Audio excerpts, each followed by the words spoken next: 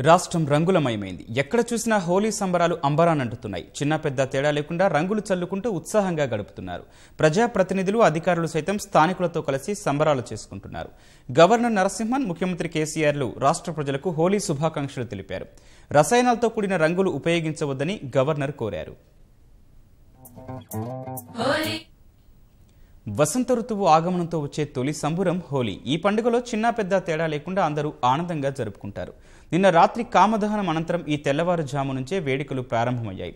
హైదరాబాద్లోని పలు కాలనీల్లో చిన్నారులు, పెద్దలు రంగులు చల్లుకుంటూ సందడి చేశారు. మంత్రి మల్లారెడ్డి బోయిన్పల్లిలోని తన నివాసం వద్ద హోలీ జరుపుకున్నారు. బేగం బజార్లో మార్వాడి సమాజ్ ఆధ్వర్యంలో యువతీ యువకులు పాటలు పాడుతూ నృత్యాలు చేశారు.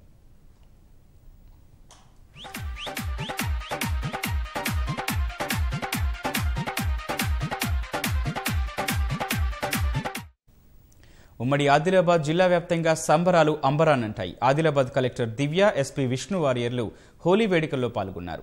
నిర్మల్లో వసతి గృహాల విద్యార్థులు ఆనందోత్సాహాలతో రంగులు వేసుకుని కేరింతలు వేస్తూ ఆనందంగా గడిపారు.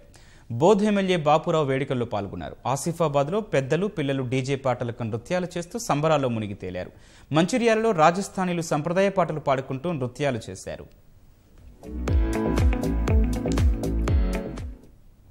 కరీంనగర్ ఎంపీ వినోద్ కుమార్ మీడియా ప్రతినిధులతో కలిసి రంగుల పండుగ జరుపుకున్నారు. హోలీ అందరి జీవితాల్లో రంగులు నింపాలని ఆకాంక్షించారు.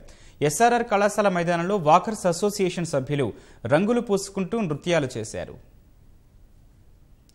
హన్మకొండలోని పలు కళాశాల వద్ద విద్యార్థులను హోలీ జరుపుకున్నారు. మహబూబాబాద్లో జన విజ్ఞాన వేదిక ఆధ్వర్యంలో సహజ రంగులతో పండుగ చేసుకోవాలని అవగాహన కల్పించారు. మోదుగు పూలు, టమాటోలు, బీట్రూట్లతో తయారు చేసిన సహజ రంగులు చల్లుకున్నారు. ములుగు కలెక్టర్ నారాయణ రెడ్డి స్థానికులతో కలిసి నృత్యాలు చేశారు.